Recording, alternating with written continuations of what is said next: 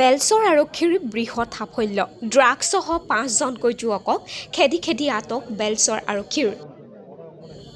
পশ্চিম নলবাৰীৰ অন্তৰ্গত আমনি পাৱাৰ হাউচৰ সমীপৰ তবিবুৰ ৰহমানৰ ঘৰত দীৰ্ঘদিনৰ পৰা চলাই আহিছিল ড্ৰাগছৰ বেহা আজি ৰাতিপুৱা গোপন সূত্ৰৰ পম খেদি বেলচৰ আৰক্ষী থানাৰ ভাৰপ্ৰাপ্ত আৰক্ষী বিষয়া নীলোৎপল দলেৰ নেতৃত্বত যোৱা আৰক্ষী দলটোৱে আমনি পাৱাৰ আৰু হাউচৰ সমীপৰ তবিবুৰ ৰহমান নামৰ যুৱকগৰাকীৰ ঘৰত পুতুল আলিৰ লগতে 4জনকৈ ড্ৰাগছ সৰবৰাহকাৰী যুৱকক খেতিপথাৰৰ মাজলৈ খেদি খেদি আটক কৰিবলৈ সক্ষম হয় স্থানীয় লোকে জানিবলৈ দিয়া মতে উক্ত তবিবুৰ ৰহমান নামৰ যুৱকগৰাকীৰ ঘৰত দীৰ্ঘ সময়ৰ পৰাই ড্ৰাগছ ব্যৱসায়ৰ সন্ত্ৰাস চলাই আহিছিল আৰক্ষীয়ে জানিবলৈ দিয়া মতে ধৃত যুৱককেইজনৰ পৰা 7.14 গ্ৰাম ড্ৰাগছসহ 117টা খালী কণ্টেইনাৰ আৰু 6টা চিৰিঞ্জ উদ্ধাৰ কৰিবলৈ সক্ষম হয় ধৃত যুৱককেইগৰাকী হ'ল আমনি গাঁৱৰ পুতুল আলী আমনি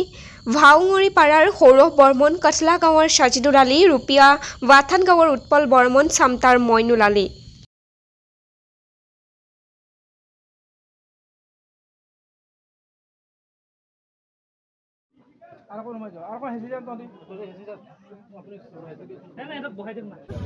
এখানে আমনি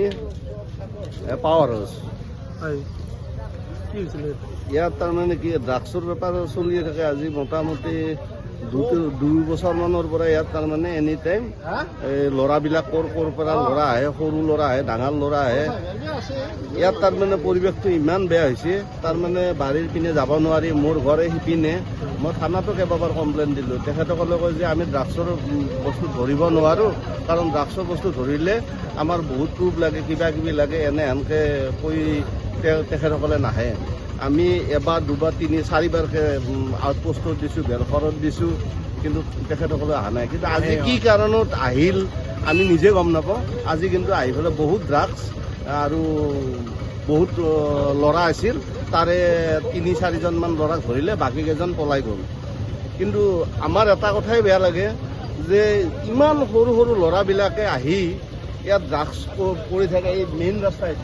এইটো আমাৰ নলবাৰীৰ পৰা সৰ্থেবাৰী এইটো মেইন ৰোড